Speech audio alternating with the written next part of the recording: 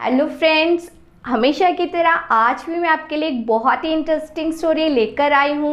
लेकिन वीडियो शुरू करने से पहले मैं आप सबको बहुत बहुत धन्यवाद कहना चाहती हूँ कि आप मेरी वीडियोस को इतना लाइक कर रहे हो। तो इसी तरह से आप हमारे चैनल को सपोर्ट करते रहिए और हम आपके लिए इसी तरह से इंटरेस्टिंग स्टोरीज लाते रहेंगे।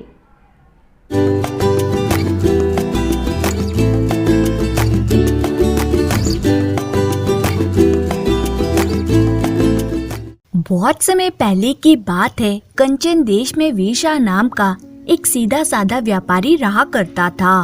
वे अपने आप में बहुत ही मस्त था। वीशा दूर दूर के देशों से व्यापार करता था, जहाँ जो चीज सस्ती देखता खरीद लेता और दूसरे देशों में जाकर जहाँ उस वस्तु की बहुत अधिक मांग होती अधिक मूल्य में बेच देता। एक बार वीशा को खबर मिली कि सूर्य द्वीप में चंदन बहुत महंगा मिलता है और वहाँ उसकी बहुत मांग है। इस खबर के बाद वे सोचने लगा, यदि मैं इस बार वहाँ सिर्फ चंदन की लकड़ियाँ ही लेकर जाऊँ तो काफी मुनाफा मिल सकता है। सोचने विचारने के बाद वीशा ने अपनी सारी संपत्ति बेचकर चंदन खरीदा और एक जहाज पर लदवाकर सूर्य द्वीप की ओर रवाना हो गया। वीशा का जहाज एक सप्ताह के सफर के पश्चात सूर्य द्वीप के बंदरगाह पर लगा। वे सोचने लगा, मैं पहले चलकर बाजार के हाल चाल मालूम करता हूँ, फिर जहाज पर से माल उतरवाऊंगा। शीघ्र ही सूर्य द्वीप के व्यापारियों में यह खबर फैल गई कि एक व्यापारी लाखों रुपए का चंदन लेकर उनके देश आया है। जहाँ यह बात सूर्य द्वीप के ही एक चंदन के व्यापारी करमचंद के कानों में पड़ी तो वे चिंतित हो उठा कि यदि वह सौदागर यहाँ आकर व्यापार करेगा तो मेरी बिक्री कम हो जाएगी और हो सकता है मेरा सारा धंधा ही चौपट हो जाए। कोई ऐसी तरकीब निकालनी चाहिए कि वह सौदागर नगर में दाखिल होने से पहले ही मेरे जाल में फंस जाए। यह सोचकर सूर्य द्वीप का व्यापारी करमचंद चंदन की कुछ लकड़ियाँ लेकर एक घोड़ा गाड़ी पर सवार हो सौदागर वीशा से मिलने चल पड़ा। व्यापारी वीशा शहर के बाहर उन व्यापारियों के पड़ाव के साथ ठहरा हुआ था जो सूर्य द्वीप में व्यापार करने के लिए आए हुए थे। शहर से बाहर अनेक तंबू लगे हुए थे जिनमें बहुत से व्यापारी ठहरे हुए थे। उन्हीं में से एक तंबू सौदागर वीशा का भी था। व्यापारी वीशा अपने तंबू में बैठा हुआ सोच रहा था, आज शहर के बाहर के इलाके में तो कोई अच्छी खबर हाथ ही नहीं लगी, लेकिन कल सुबह ही नगर जाकर चंदन के भाव मालूम करूंगा। हो सकता है नगर में चंदन के भाव अच्छे हों। करमचंद ने उसी के तंबू के पास अपना खेमा गाड़ दिया। जब रात हुई तो उसने डेरे में रोटी पकाने के लिए चंदन की लकड़ियां जलानी आरंभ कर दी। शीघ्र ही वीशा की नाक में चंदन की सुगंध पड़ी और वे सोचने लगा, अरे यह पास में चंदन की लकड़ी कौन जला रहा है, मालूम करना चाहिए। यहाँ तो चंदन के भाव बहुत ऊंचे हैं, फिर कौन इस तरह उन्हें जलाकर बर्बाद कर रहा है। वे तुरंत अपने तंबू से बाहर निकला और चंदन की सुगंध सूंघता हुआ करमचंद के तंबू में पहुँच गया। वहाँ उसे यह देखकर बहुत आश्चर्य हुआ कि एक व्यक्ति चंदन की लकड़ियाँ जलाकर रोटी पका रहा है। वीशा उससे कहने लगा, अरे भाई तुम कौन हो और इतना कीमती चंदन इस तरह जलाकर क्यों बर्बाद कर रहे हो? आओ भाई बैठो, मेरा नाम करमचंद है और मैं सूर्य द्वीप का ही रहने वाला हूँ और चंदन की लकड़ियों का व्यापार करता हूँ। लेकिन भाई तुम कौन हो और तुमने चंदन को कीमती क्यों कहा? मेरा नाम वीशा है और मैं कंचन द्वीप से यहाँ चंदन का व्यापार करने आया हूँ। मैंने तो सुना है कि सूर्य द्वीप में चंदन बहुत महंगा बिकता है, लेकिन आप तो चंदन ईंधन की लकड़ियों की तरह जला रहे हैं। यह जानकर कि वह ठीक व्यक्ति से मिल रहा है, करमचंद ने उसे बड़ी सहानुभूति जताते हुए कहा, अफसोस यदि तुम यहाँ वास्तव में चंदन का व्यापार करने आए हो तब तो तुम बुरी तरह मारे गए, यहाँ तो चंदन कौड़ियों के भाव बिकता है। ये आप क्या कह रहे हैं श्रीमान? मैं तो अपनी सारी जमीन जायदाद बेचकर चंदन खरीद कर लाया हूँ। यदि वे उचित मूल्य पर ना बिका तो मैं तबाह और बर्बाद हो जाऊंगा, कहीं का भी नहीं रहूंगा। भाई, मैं गलत नहीं कह रहा। विश्वास ना हो तो सुबह नगर में जाकर किसी से भी पूछ लेना। वीर शाह की आंखों के सामने अंधेरा सा छा गया। वे सोचने लगा, ओ अब क्या होगा? यदि मेरा चंदन ना बिका तो मैं वापस अपने देश भी नहीं लौट सकूंगा। वीर शाह को सोच विचार में डूबे हुए देखकर करमचंद कहने लगा, मित्र, तुम दुखी मत हो। न जाने क्यों मुझे तुम्हारी अवस्था पर बहुत दया आ रही है। तुम मेरे मेहमान हो और तुम्हारी सहायता करना अब मेरा फर्ज बन गया है। सुनो, तुम मेरे साथ कुछ देर बाद नगर में चलना। मैं तुम्हारा सब चंदन खरीद लूंगा और तुम उसके बदले में उतने ही वजन की जो चीज चाहो ले लेना। मैं खुशी से तुम्हें वे चीज दे दूंगा। ठीक है भाई, मुझे स्वीकार है। फिर करमचंद कहने लगा, लेकिन भाई, मुझे एक डर भी है। वह क्या भाई? जल्दी से बताओ, मेरा दिल पूरी तरह धड़क रहा है। करमचंद कहने लगा, हो सकता है वहाँ पहुँचकर मेरे घर के लोग मुझे ऐसा ना करने दें, इसलिए मैं चाहता हूँ कि इस संबंध में मेरा और तुम्हारा एक इकरारनामा हो जाए। वीर शाह बोला, ठीक है, मुझे इसमें भी कोई आपत्ति नहीं है। इस प्रकार एक एक अनुबंध पत्र लिखकर दोनों ने अपने अपने हस्ताक्षर किए और गवाहों के भी दस्तखत कराए। ये सभी गवाह अन्य देशों के थे। उसके बाद दोनों ने अनुबंध पत्र की एक एक कॉपी अपने पास रख ली। करमचंद कहने लगा, चलो भाई, मेरे पास घोड़ा गाड़ी है, उसी से नगर में चलते हैं। वहाँ मैं तुम्हें एक सराय में ठहरा दूंगा और 2-1 दिन में तुमसे सारा चंदन लेकर उतने ही वजन की तुम्हें मुंह मांगी वस्तु दे दूंगा। ठीक है मित्र, चलो, मैं तुम्हारा यह एहसान कभी नहीं भूलूंगा। करमचंद ने अपना सारा सामान घोड़ा गाड़ी पर लादा और वीर शाह को लेकर नगर की ओर चल पड़ा। नगर में पहुंचकर करमचंद ने वीर शाह को एक सराय में ठहरा दिया और अगले दिन मिलने का वादा कर वापस लौट गया। उस सराय का मालिक चंद्रसागर एक प्रतिष्ठित एवं नेक व्यक्ति था। वे खुद वीर शाह के लिए भोजन लेकर आया और कहने लगा, आपका नाम क्या है और आप कहाँ से पधारे हैं? मुझे वीर शाह कहते हैं। मैं कंचन द्वीप से यहाँ चंदन का व्यापार करने आया हूँ, लेकिन लगता है मुझे भारी नुकसान उठाना पड़ेगा। क्या कहा? चंदन के व्यापार में नुकसान उठाना पड़ेगा? ये आप कैसी बातें कर रहे हैं? हाँ भाई, मैं तो यहाँ यह सोचकर आया था कि यहाँ चंदन बहुत महंगा बिकेगा, लेकिन मेरा विचार गलत साबित हुआ और मुझे अपनी सारी दौलत का चंदन कौड़ियों के भाव बेचना पड़ रहा है। वीर शाह की बात सुनकर सराय का मालिक मुस्कुराता हुआ बोला, लगता है श्रीमान, आपको किसी ने बहका दिया है। चंदन तो यहाँ हीरे से भी अधिक महंगा बिकता है। क्या आप सच कह रहे हैं? बिल्कुल श्रीमान, यह बात तो नगर का बच्चा बच्चा जानता है। आप किसी के धोखे में मत पड़ जाइएगा। वैसे भी यहाँ ठग बहुत अधिक रहते हैं। अच्छा, अब मैं चलता हूँ। अगर किसी चीज की जरूरत हो तो आवाज लगा दीजिएगा। कहकर सराय का मालिक लौट गया और बेचारा वीर शाह मन महसूस कर रह गया। ओह, इसका मतलब यह हुआ कि यहाँ के व्यापारी ने मुझे ठगने के लिए यह सारा षड्यंत्र रचा था और मैं आसानी से उसके बिछाए जाल में फंस गया। अब तो कुछ भी नहीं हो सकता। कई लोगों के सामने उससे इकरारनामा कर चुका हूँ। दूसरे दिन वीर शाह अपना मन बहलाने के लिए नगर के सैर करने निकला तो उसे एक स्थान पर कुछ लोग शतरंज खेलते दिखाई दिए।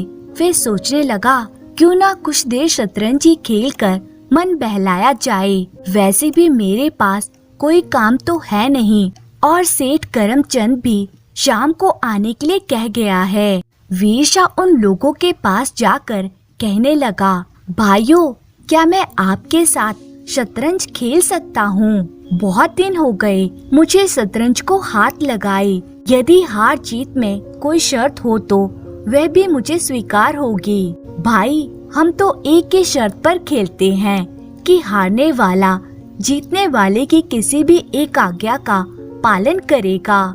यदि मंजूर हो तो आओ, बैठो और जिससे मन हो खेलो।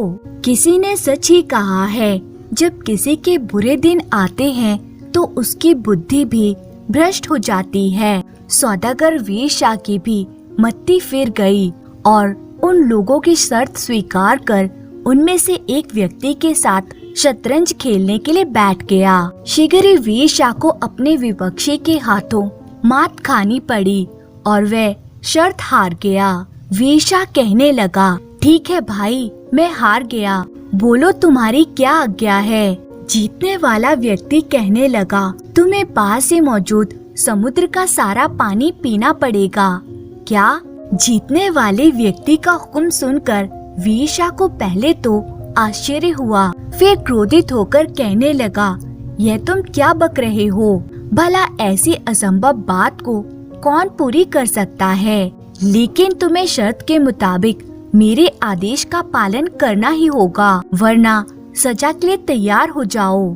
खेल देखने वाले व्यक्ति भी जीतने वाले व्यक्ति की हाँ में हाँ मिलाकर कहने लगे, हाँ हाँ, छब्बू लाल ठीक ही कहता है, तुम्हें इसके आदेश का पालन करना ही होगा। इस बात को लेकर उन लोगों और वीरशाह में झगड़ा होने लगा और देखते ही देखते वहाँ बहुत ज्यादा भीड़ इकट्ठी हो गई। उस भीड़ में एक काना व्यक्ति भी मौजूद था। वे सोचने लगा, मौका अच्छा है, मुर्गे को जाल में फंसाते देर नहीं लगेगी। वे काना व्यक्ति आगे बढ़ा और कहने लगा, भाइयों, यह धूर्त आपकी बात हरगिज नहीं मानेगा, क्योंकि मैं इसे अच्छी तरह से जानता हूँ। अच्छा यही होगा कि आप लोग इसे सैनिकों के हवाले कर दें। वहाँ मौजूद लोग उस काने व्यक्ति से पूछने लगे, लेकिन भाई, तुम इसे किस प्रकार जानते हो? कौन है यह? भाई, ये एक धूर्त ठग है। कल ही की तो बात है कि इसने मुझे अपनी मीठी मीठी बातों में फंसाकर मेरी ये आँख चोरी कर ली और मैं अपना सर पीट कर रह गया। क्या सचमुच? और नहीं तो क्या, तभी तो मैं काना हो गया। काने की बात सुनकर वीरशाह बुरी तरह घबरा उठा और सोचने लगा, हाय, अब ये क्या मुसीबत गले पड़ गई। भला कभी कोई आँख भी चुरा सकता है। जबकि काना रो रो कर लोगों से कह रहा था, भाइयों, मेरी वे आँख ठीक ऐसी ही थी जैसी इस व्यक्ति की है। इसने मेरी एक आँख चुराकर मुझे बदसूरत कर दिया। भगवान के लिए आप लोग इससे मुझे मेरी सुंदर आँख दिला दीजिए। काने व्यक्ति का इतना कहना था कि भीड़ क्रोध से चिल्ला उठी, निकाल लो इस धूर्त की आँख और उसे उसके मालिक को दे दो। हाँ हाँ, निकाल लो, इसकी यही सजा है। वीरशाह कहने लगा, रुक जाओ आप लोग, यह व्यक्ति झूठ बोल रहा है। तभी भीड़ में एक और व्यक्ति चीखा, ठहरो भाइयों, ठहरो, इसकी आँख निकालने के साथ साथ मेरे साथ भी न्याय करो। वीरशाह की ओर बढ़ती भीड़ रुक गई और उस व्यक्ति से पूछने लगे, क्या इस व्यक्ति ने तुम्हारे साथ भी कोई चालाकी की है? हाँ भाइयों, इस धूर्त ठग ने कुछ दिन पहले मुझसे इस तरह के पत्थर का एक पजामा ठग लिया। कृपया उस व्यक्ति को आँख के साथ साथ आप मुझे मेरे पत्थर का पजामा भी इससे दिलवाने में मेरी मदद करें। उस व्यक्ति का इतना कहना था कि भीड़ ने वीरशाह को पकड़ लिया और उसकी पिटाई करते हुए उससे काने की आँख और पत्थर के पजामे की मांग करने लगे। बेचारा वीरशाह भुचक्का सा रह गया और अपने दुर्भाग्य पर पछताने लगा। भीड़ के हाथों से बचने का उसे कोई उपाय नहीं सूझ रहा था। भीड़ में मौजूद लोग उसे बोल रहे थे, कि काने की आँख वापस करो, वरना हम तुम्हें जान से मार डालेंगे। बताओ, उस भले आदमी का पत्थर का पजामा कहाँ है, वरना आज हमारे हाथों नहीं बचोगे। शीघ्र भीड़ ने उसे मार मार कर लहूलुहान कर दिया। वीरशाह सोचने लगा, हे भगवान, ये तूने मुझे किस मुसीबत में फंसा दिया, मेरी मदद कर। ईश्वर को जैसे उस पर दया आ गई और उसने उसकी प्रार्थना सुन उसकी मदद के लिए उस सराय के मालिक चंद्रसागर को, जिसके सराय में वह ठहरा हुआ था, वहाँ भेज दिया। वीरशाह को पिटता देख सराय का मालिक सोचने लगा, अरे यह तो वही भला मानस लगता है जो कल मेरी सराय में आकर ठहरा था। ओ, लोगों ने मार मार कर उसकी क्या हालत कर दी है। मुझे उसकी मदद करनी चाहिए। पता नहीं परदेश में आकर वे किस स्थिति में फंस गया है। सराय के मालिक ने तुरंत आगे बढ़कर भीड़ को शांत किया और उनसे सारी बात पूछी। असलियत जानकर उसे ये समझते देर नहीं लगी कि सीधा साधा वीरशाह ठगों के जाल में फंस गया है और वे उससे विभिन्न तरीकों से धन ऐंठना चाहते हैं। सब कुछ समझने पूछने के बाद वे भीड़ से बोला, सुनो भले आदमियों, ये व्यक्ति बहुत मार खा चुका है। अब इसे आप लोग मेरी जमानत पर छोड़ दीजिए। ये मेरी ही सराय में ठहरा हुआ है, अतः आप लोग जब कहेंगे, जिस हालत में कहेंगे, मैं इसे पेश कर दूंगा। सराय के मालिक चंदन सागर की ईमानदारी और नेक दिली की पूरे नगर में चर्चा थी, अतः भीड़ ने उसकी बात मान ली और सब अपने अपने घर चले गए। फिर सराय का मालिक चंद्रसागर वीरशाह से कहने लगा, आओ भाई, अब हम भी चलें। सराय पहुंचकर मैं तुम्हारी मरहम पट्टी कर दूंगा।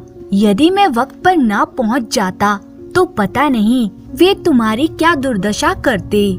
सराय में पहुंचकर चंद्रसागर ने सबसे पहले वीरशाह की मरहम पट्टी की। फिर बोला, सुनो भाई, यह शहर ठगों और बदमाशों से भरा हुआ है और तुम उनके जाल में बुरी तरह फंस गए हो। लेकिन तुम एक भले मानस हो, इसलिए इस मुसीबत से छुटकारा पाने का एक उपाय मैं तुम्हें अवश्य बताऊंगा। सुनो, इस शहर में जितने भी ठग और बदमाश हैं, उन सब का एक उस्ताद है जो आंखों से अंधा है। ये सब ठग बदमाश शाम को उसके पास जाकर अपनी अपनी करतूतें सुनाया करते हैं और वे अंधा उस्ताद उनकी योजनाओं में कमी बताकर उन्हें ठगी की नई नई तरकीबें बताया करता है। जिस प्रकार भी हो सके तुम भी आज रात को ठगों का वेश बनाकर उस अंधे उस्ताद के पास पहुंच जाना। जिन लोगों ने तुम्हें अपने जाल में फंसाया है वे भी वहां जरूर पहुंचेंगे। ठगों का उस्ताद जो परामर्श उन लोगों को दे उसे ध्यान पूर्वक सुनते रहना। मेरा ख्याल है कि तुम्हारे फायदे व बचाव की बात जरूर निकल आएगी और तुम सब मुसीबतों से छुटकारा पा जाओगे। आपके सुझाव का बहुत बहुत धन्यवाद भाई। मैं आज ही रात ठगों के उस्ताद के अड्डे पर जाऊंगा और उसी रात वीरशाह ठग का रूप बनाकर बदमाशों के अड्डे पर जा पहुंचा और एक कोने में छिपकर बैठ गया। ठगों का उस्ताद अपने बाकी ठगों का इंतजार कर रहा था।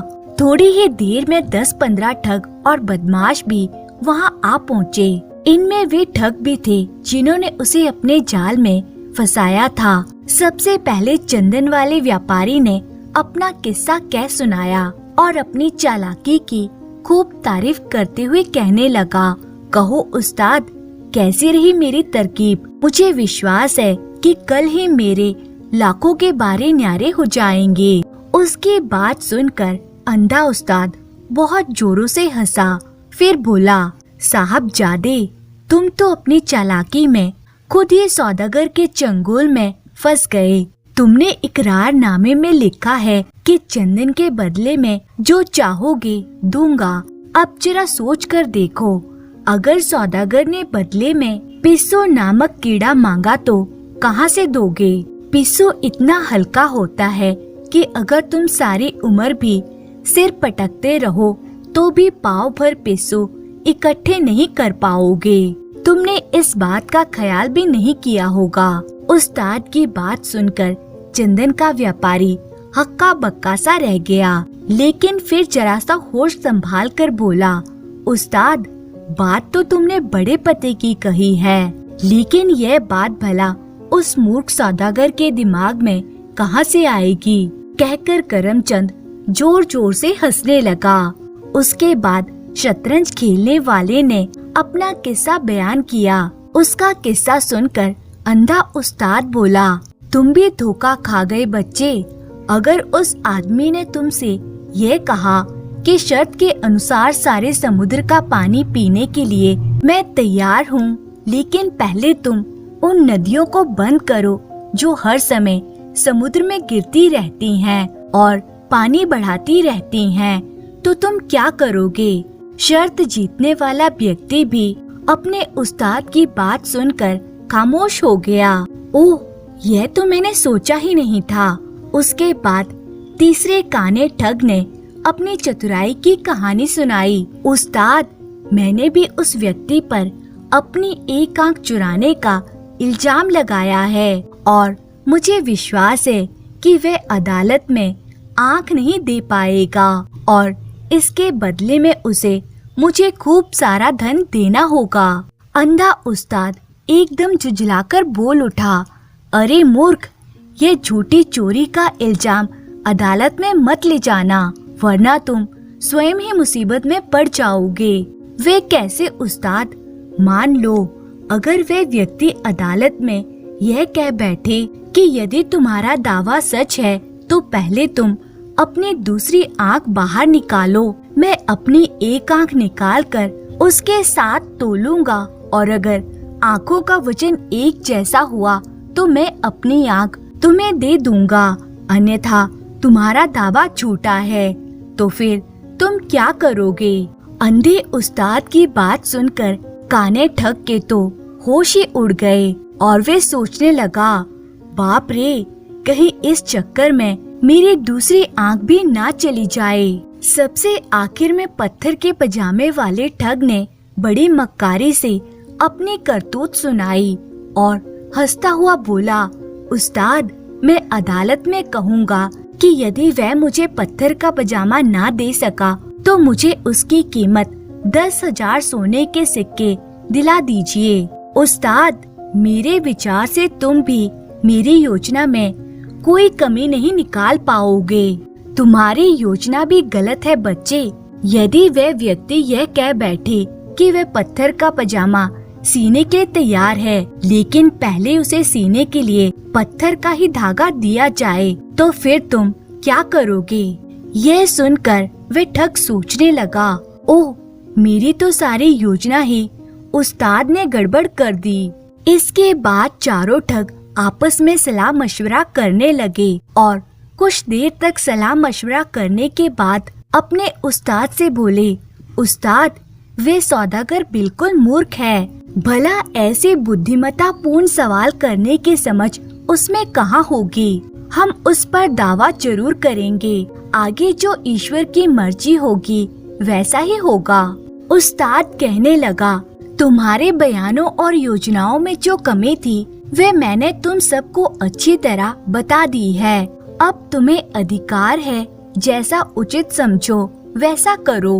व्यापारी वेशा अपने स्थान पर छिपा शांति से सब कुछ सुनता रहा। उसके बाद जब सारे ठग और बदमाश अपने अंधे उस्ताद से विदा लेकर चलने लगे तो वह भी उनकी भीड़ में शामिल होकर अड्डे से बाहर निकल आया और सोचने लगा, सराय के मालिक का बताया उपाय कामयाब रहा। अब मैं इन सबको मजा चखाकर ही रहूंगा। ईश्वर का लाख लाख धन्यवाद है कि उसने मेरा धन डूबने से बचा लिया। उसके बाद वह मौका देख उन लोगों से अलग हुआ और सराय में पहुंचकर उसने सारी बात सराय के मालिक को कह सुनाई। सुनकर चंद्र सागर ने संतोष की सांस ली। अगले दिन जब चंदन का व्यापारी वीर शाह के पास पहुंचा तो वीर शाह उसे चंदन की लकड़ियां देने से साफ साफ मुकर गया। यह सुनकर वे कहने लगा, अरे धोखेबाज, अपने इकरारनामे से मुकरता है। ठीक है, अब तुझे अदालत में ही देखूंगा। और वह पैर पटकता हुआ वहाँ से चला गया। कुछ दिन बीते और निश्चित तिथि पर सराय का मालिक चंद्रसागर वीर शाह को लेकर अदालत में हाजिर हुआ। मुंशी ने सबसे पहले चंदन के व्यापारी करमचंद का मामला न्याय अधिकारी के सामने पेश किया। सारी बात ध्यान पूर्वक सुनने के पश्चात न्याय अधिकारी ने वीर शाह से पूछा, व्यापारी वीर शाह, तुम्हारे ऊपर करमचंद ने जो आरोप लगाया है, क्या तुम उसकी सफाई में कुछ कहना चाहते हो? हाँ हुजूर, मैं ये कहना चाहता हूँ कि मेरे ऊपर जो आरोप लगाया गया है वह सरासर गलत और बेबुनियाद है।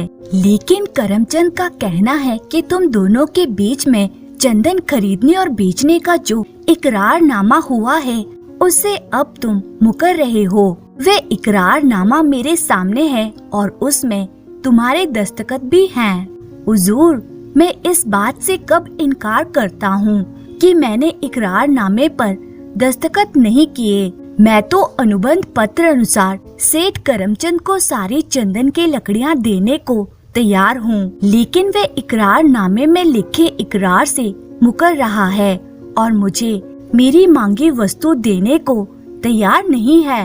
यह झूठ बोल रहा है हुजूर। मैं शर्त के अनुसार इसे चंदन के भार की मुँह मांगी कोई भी वस्तु देने को तैयार हूँ। आप इससे कहलवाइए कि यह उसके बदले में क्या वस्तु चाहता है, मैं तुरंत इसे दे दूंगा। वीर शाह, तुम चंदन की लकड़ियों के वजन के बराबर करमचंद से क्या चीज लेना चाहते हो? हुजूर, मुझे चंदन के वजन के जितना पिस्सू नामक कीड़ा दिलाया जाए। सेठ करमचंद, यह व्यापारी बेईमान नहीं है। यह अनुबंध पत्र के अनुसार तुम्हें माल देने के लिए तैयार है। अब तुम वायदे के अनुसार चंदन के बराबर पिस्सू ला दो। जितना चंदन इसके पास है सब तुम्हें दिलवा दिया जाएगा। व्यापारी करमचंद ने ये बात सुनी तो उसके होश उड़ गए। अंधे उस्ताद ने जो बात कही थी वही सामने आई। उसने गिड़गिड़ाते हुए न्याय अधिकारी से कहा, हुजूर, मैं इतना पिस्सू कहाँ से लाऊंगा? वे तो बहुत हल्का होता है। मुझे क्षमा करें हुजूर, मैं अपना दावा वापस लेता हूँ। नहीं, अब तुम ऐसा नहीं कर सकते। तुम्हारी बात से साफ जाहिर होता है कि तुमने इस भोले भाले व्यापारी को मुफ्त में तंग किया। अतः मैं तुम पर 10,000 स्वर्ण मुद्राओं का जुर्माना लगाता हूँ। उस धन में से आधा धन व्यापारी वीर शाह को दिया जाएगा। व्यापारी करमचंद बहुत रोया गिड़गिड़ाया, परंतु न्याय अधिकारी ने उसकी एक न सुनी और जुर्माने की रकम वसूल करके उनमें से 5,000 स्वर्ण मुद्राएं वीर शाह को दिलवा दी। उसके बाद दूसरे आदमी की पेशी हुई। वह डरता कांपता सामने आया। उसने पत्थर के पैजामे की चोरी का इल्जाम वीर शाह पर लगाया। वीर शाह बोला, हुजूर, ये आदमी बिल्कुल झूठ बोलता है। मैंने इसका पजामा आदि कुछ नहीं चुराया। मेरी राय में पत्थर का पजामा बन ही नहीं सकता, और अगर बन सकता है तो इससे मुझे पजामा सिलने के लिए पत्थर का धागा दिलवा दे। मैं इसे पत्थर का पजामा सीकर दूंगा। ये सुनकर वे पत्थर का पजामा मांगने वाला व्यक्ति सोचने लगा, अरे बाप रे, मैं भी फंसा। न्याय अधिकारी कहने लगा, यह व्यापारी ठीक कहता है। यदि वास्तव में पत्थर का पजामा होता है तो तुम इसे पत्थर का धागा लाकर दो। हुजूर से आगे वे व्यक्ति कुछ न कह सका और अपने स्थान पर थर-थर कांपने लगा।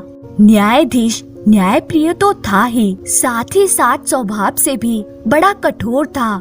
उसे उस व्यक्ति की धोखेबाजी भांपते देर नहीं लगी। उसने अपनी अदालत में खड़े सैनिकों को तुरंत आदेश दिया, सैनिकों, इस मक्कार झूठे ठग को तुरंत यहाँ से ले जाओ और 50 कौड़े लगाकर 6 माह के लिए जेल में डाल दो। वह व्यक्ति भी बहुत रोया धोया और अपने झूठ की माफी मांगने लगा, लेकिन न्याय अधिकारी को उस पर भी कोई दया नहीं आई और सैनिक न्याय अधिकारी के आदेश पर उसे पकड़कर वहां से ले गए। तीसरे नंबर पर काना व्यक्ति सामने आया और उसने व्यापारी वीर शाह पर अपनी एक आंख चोरी करने का इल्जाम लगाया। न्याय अधिकारी ने पूछा, क्यों व्यापारी वीर शाह, क्या वास्तव में तुमने इसकी एक आंख चुराकर अपनी कानी आंख पर लगा ली है? अन्नदाता, यह भी मेरे ऊपर झूठा आरोप लगाया जा रहा है। हुजूर, आप स्वयं ही सोचें कि कहीं भला आंख भी चुराई जा सकती है। फिर भी अगर इसका दावा सच्चा ही है तो मैं इसे अपनी एक आंख देने के लिए तैयार हूँ, लेकिन पहले ये अपनी दूसरी आंख निकाल कर सामने रखे। फिर मैं अपनी आंख निकाल कर इसकी आंख से तोलूंगा। अगर दोनों आंखों का वजन एक ही हुआ तो मैं इसे अपनी आंख बड़ी खुशी के साथ दे दूंगा, परंतु यदि ऐसा ना हुआ तो इसे झूठ बोलने का उचित दंड दिया जाए। वीर शाह की बात सुनकर काना व्यक्ति घबराकर एकदम चिल्ला उठा, हुजूर, ये आपको बहकाने की कोशिश कर रहा है। आप इसकी बातों में ना आइए, यह मुझे बिल्कुल ही अंधा कर देना चाहता है। न्याय अधिकारी कहने लगा, झूठ और सच का फैसला हम करेंगे। व्यापारी वीर शाह का कहा हमें उचित मालूम पड़ता है। यदि इसकी आंख में वास्तव में तुम्हारी ही आंख लगी है तो तुम इसे अपनी दूसरी आंख निकाल कर दो। आंखों का वजन होते ही झूठ और सच का फैसला अपने आप हो जाएगा। न्याय अधिकारी का आदेश सुनकर काने व्यक्ति की सिट्टी पिट्टी गुम हो गई। यह सोचकर कि अब उसकी दूसरी आंख भी चली जाएगी, काना व्यक्ति न्याय अधिकारी के पैर पकड़कर दया की भीख मांगने लगा। मुझे माफ कर दीजिए हुजूर, मैंने वास्तव में इस पर झूठा आरोप लगाया है। मैं अपना अपराध स्वीकार करता हूँ। कृपया मेरी दूसरी आंख ना निकालिए।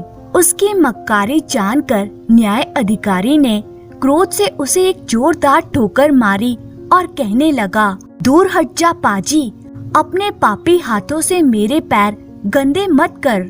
सैनिक काने व्यक्ति को भी घसीटते हुए वहां से ले गए। सबसे आखिर में शतरंज में शर्त लगाने वाला पेश हुआ और बड़ी ही मक्कारी से सारी बात बताने के पश्चात धूर्ततापूर्ण अंदाज में बोला, हुजूर, गवाही के लिए यहाँ बहुत से लोग मौजूद हैं, चाहे तो उनसे पूछ लीजिए। मैं शतरंज जीतकर शर्त भी जीता, लेकिन इसने मेरी आज्ञा का पालन नहीं किया।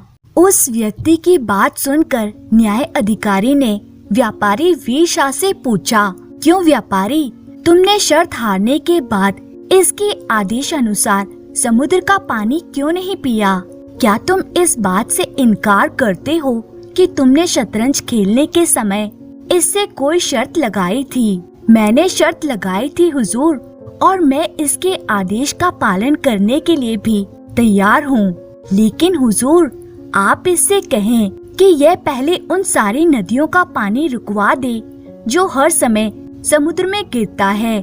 यदि वे पानी लगातार उसी समुद्र में गिरता रहा तो मैं भला कैसे समुद्र को खाली कर पाऊंगा? न्याय अधिकारी को तो पहले उस व्यक्ति द्वारा लगाए गए आरोप को सुनकर यह पता लग गया था कि उस व्यक्ति ने जानबूझकर ऐसी कठिन शर्त में फंसाया है जिसे कोई भी पूरा नहीं कर सकता, और वह ठग इस तरीके से व्यापारी से धन ऐंठना चाहता है। अतः व्यापारी की बुद्धिमत्ता पूर्ण बात सुनकर वे मन ही मन बहुत प्रसन्न हुआ और तुरंत उस ठग को संबोधित करते हुए बोला, व्यापारी वीर शाह ठीक ही कहता है छब्बू लाल, तुम पहले जाकर नदियों का पानी रोको, फिर इसे समुद्र का पानी पीने के लिए कहा जाएगा और नदियों का पानी रोकने का काम आज ही पूरा होना चाहिए। यह सुनकर छब्बू लाल सोचने लगा, हाय, मैं भी मारा गया। न्याय अधिकारी का वह आदेश सुनकर छब्बू लाल के पूरे शरीर से पसीना चुचुहाने लगा। अगले पल वे न्याय अधिकारी के पैरों पर लेटता हुआ अपना गुनाह कबूल करता हुआ अपने प्राणों की भीख मांगते हुए कहने लगा, दया अन्नदाता दया, मुझे एक बार माफ कर दीजिए। मैं आपको विश्वास दिलाता हूँ कि फिर कभी किसी को इस तरह ठगने की भी भूल नहीं करूँगा। न्याय अधिकारी कहने लगा, चुप हो जा मक्कार, मैं तुम जैसे लोगों के साथ कभी सहानुभूति नहीं रखता, क्योंकि तुम्हारे जैसे इंसानों की वजह से हमारा देश बदनाम होता आया है। न्याय अधिकारी ने आदेश दिया, सैनिकों ले जाओ इस शैतान को और इसे भी कौड़े मार मार कर 6 माह के लिए जेल में बंद कर दिया जाए। जब सैनिक उस व्यक्ति को भी घसीटते हुए वहाँ से ले गए तो न्याय अधिकारी कहने लगा, श्रीमान वीर शाह, तुम्हारे ऊपर लगाए गए सभी आरोप झूठे और निराधार साबित हुए हैं, अतः अदालत तुम्हें बेकसूर घोषित करती है। बहुत बहुत धन्यवाद अन्नदाता, ईश्वर आपके न्याय को इसी प्रकार महान रखे। उसके बाद वीर शाह सराय के मालिक के साथ खुशी खुशी सराय में लौट आया और सराय के मालिक का धन्यवाद करते हुए कहने लगा, यह सब कुछ आपकी ही कृपा से हुआ है भाई, आपका यह उपकार मैं जीवन भर नहीं भूलूंगा। सराय का मालिक कहने लगा, इसमें मेरा कोई उपकार नहीं है भाई, तुम एक सीधे साधे इंसान हो, इसीलिए ईश्वर ने ही तुम्हारी मदद की है। फिर कुछ दिन वहाँ बिताने के साथ साथ वीर शाह ने अपनी सारी चंदन की लकड़ियाँ अच्छे दामों पर बेची और खूब मुनाफा कमाकर खुशी खुशी एक दिन जहाज पर सवार हो अपने देश की ओर रवाना हो गया।